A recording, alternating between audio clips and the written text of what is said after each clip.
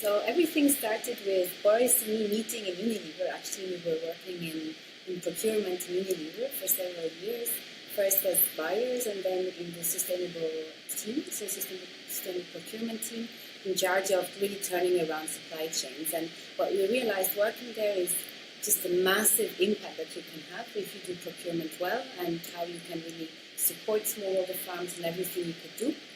What we also saw, however, is the limitations that you face when you work in large companies, and ultimately how limited you are in really making your own decisions and really driving change across supply chains. And that's why we said we want to prove that it's possible, and basically make an example of how you can work properly by creating our own company, focusing on spices, which is really one of the supply chains which is not addressed at the moment, and very, very little is done. Yeah, absolutely. No, I think the Meret said the main reason was to set up a sustainable business model and prove that sustainability and doing a fair business, for example, with farmers, and also at the same time having a sustainable financial model that allows the company to work well, can go hand in hand. But also one reason I think was that we were fed up of having bosses that always told us what we need to do, and we thought if we have our own startup, at least we can call the shots, we can take the decisions. Yes, we take the risk, but we also take the decisions. And so one reason was also that we didn't want to have bosses anymore. Can you tell us a bit more about your goals? Find the best spices out there to provide them to the consumers, because at the moment we see there's a lot of contamination as well, and which is really also not good for the end consumer, which doesn't have access to good products. And at the same time, to really help the farmers who grow these fantastic spices. And at the moment we are very much in a situation where everyone loses, so the farmer hardly earns enough to have a proper living, and at the same time the consumer doesn't have access to good quality spices. And that's really what we want to correct, mostly by working with direct trade mechanisms to really support the farmers and the consumer at the same time. Yeah, that's why we have the byline taste that matters, which explains it all. It's about having really fantastic taste, which matters, which means it does something good for those that grow those spices. Can you tell me a little bit more, Boris, about the legal form you choose?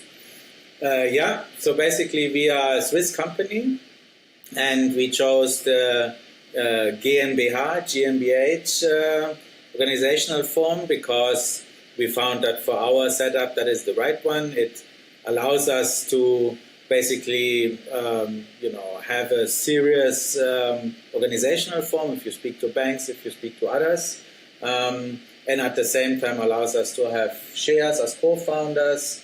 And obviously, the whole discussion about liability, etc., is I think covered well. So can you, Meret, tell me how your business model works? Business model is quite straightforward in the sense that we buy spices directly from smallholder cooperatives across different projects that we know. We then pack them, clean them, mix them, and pack them in very nice packaging in South Germany and resell them. Yeah. So that's really the basic business model. Mm-hmm. Yeah, and we have three main business pillars. So we have an own shop in Berlin, in the Markthalle 9 in Berlin, which is a fantastic place for foodies. It's an absolute hotspot for people that like good food produced in an artisanal way. There we have a shop. Then we have an online shop which ships worldwide. We even have people ordering spices from the US and of course across Europe. So we ship them. And the third pillar, and probably the largest and most important pillar, is our resellers network. So basically we supply our spices to boutiques, to gourmet shops, just here across the road in the Markthalle am Viadukt in Zurich, for example, you can buy our spices. We are listed in Germany, in Switzerland, and now starting in France soon. And that's our main business, obviously, B2B. And What's cool about being a startup? Well, I think it's really to call the shots. I mean, I think for me that's the coolest, is not to be dependent on others. Because you are your own boss, you can make the decision, you can decide in which direction you want to go, you can follow your vision 100%.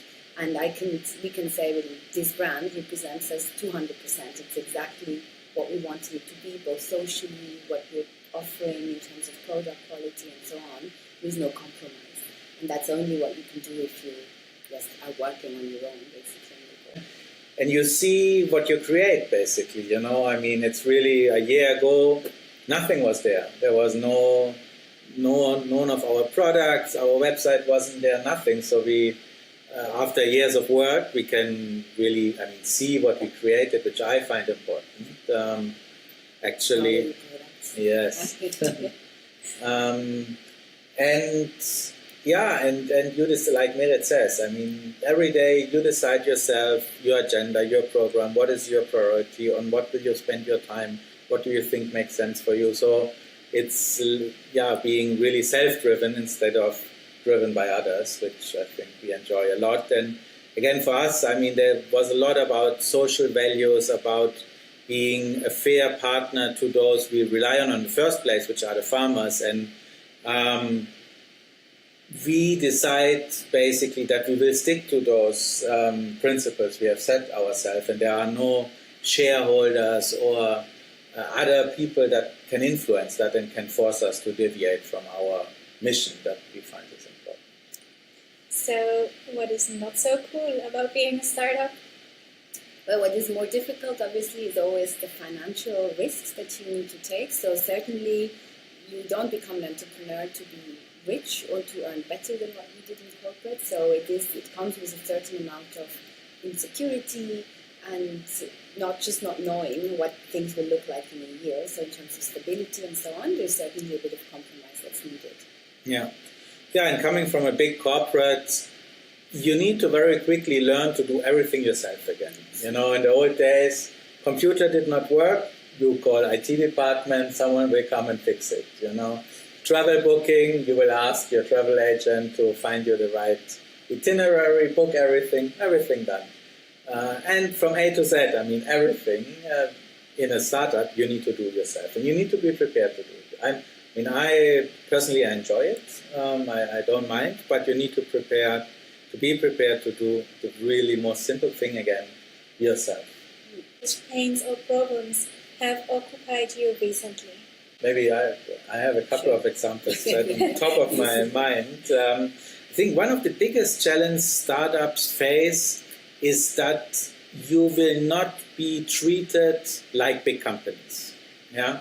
So whenever, for example, when we started to develop a new packaging, it was incredibly difficult to convince a packaging producer to develop us a packaging. It's just because, as a startup, you have a small business. They are afraid, will they still exist in 5 months? Is it worth the effort, etc. To convince basically suppliers to work with you is quite a challenge, and that's something we face every day, that there seems to be a little bit, a less good service and a less good support mindset for startups compared to big companies. I remember when Unilever, you call a new supplier and say, we were thinking of doing business with you. First of all, they opened the champagne bottles immediately, but they would send you over their best people, and you would get perfect. So as a startup, I had one situation with this packaging supplier. It took me 3 weeks that they only basically called me back. I wrote them emails, left them messages, called the secretary, and until a salesperson called me back, it took me 3 weeks. That is a big challenge because it slows you down. Yeah. And the other thing is really the administrative issues around your company. Yeah? Be it taxes, be it legal, be it registration with the laboratories and food safety control, the organic certification. It's a huge amount of admin work that needs to happen, which, it is a daily challenge if you don't have that support network like a big company. Do you think that if you got a tip about all the administration stuff, it would work easier? Yeah, basically, what helped us a lot is the tip we got at the beginning from someone is like, try to outsource as much as possible of the unnecessary stuff. So try to outsource your bookkeeping, try to outsource your payroll things, try to outsource your administrative issues, because it will take your precious time that you need for those things that you can't outsource. And that's, it helped us a lot. Of course, it puts an additional struggle on the cash flow, because everything you outsource, you need to pay for, obviously. But I think if we would have tried to do it all ourselves, we would have had a big issue to basically grow our business. And that's the only thing you cannot outsource, is the core business growth. Do you have a favorite tool that makes your life easier? Favorite is difficult. We've tried many, especially in terms of team organization, of task allocation, project management tools, be it Trello, be it Kanban flow, and so on, to just be able to better keep visibility of everything that's going on and to make sure nothing slides under the table. We've also, I think, established pretty good coordination techniques, just of really keeping each other up to date, because just things go so fast. But is there a magic tool that does everything for you? We've not found it yet. No. No, it's a combination of things, I would say. May I ask you, do you have a favorite tip about starting a business?